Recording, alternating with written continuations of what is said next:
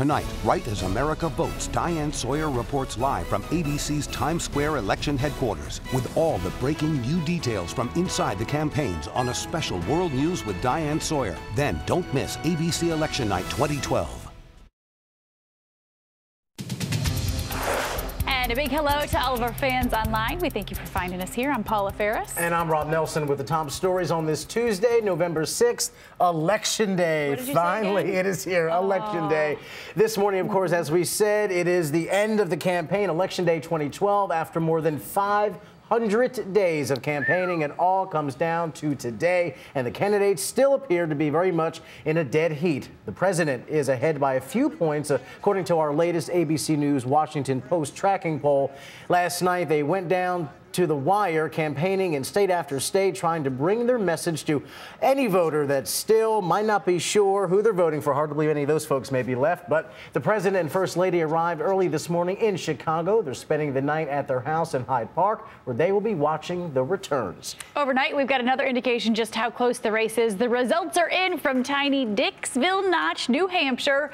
And for the first time in the town's history, the vote was tied. 5 in favor of President Obama and 5 in favor of Mitt Romney.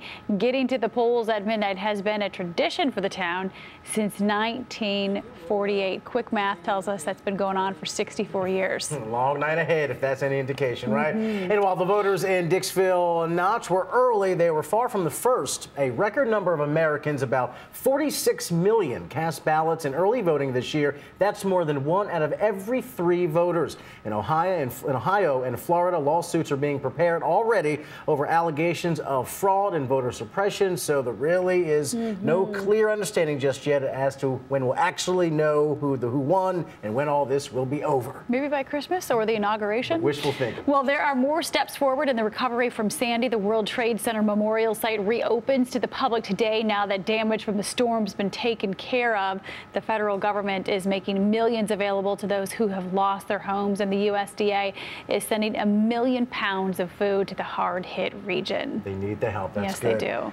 And we are wrapping up our day of giving here at ABC News and Disney, and the results have been wildly successful. With the help of our viewers, we've raised now more than $14 million for Hurricane Sandy relief. That includes a generous $3 million match from Samsung.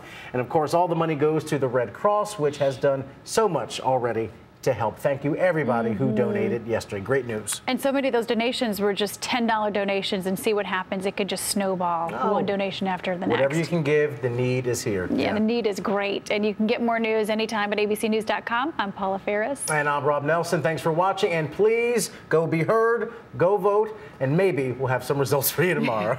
Maybe. This is World News Now, available anytime, anywhere you want it.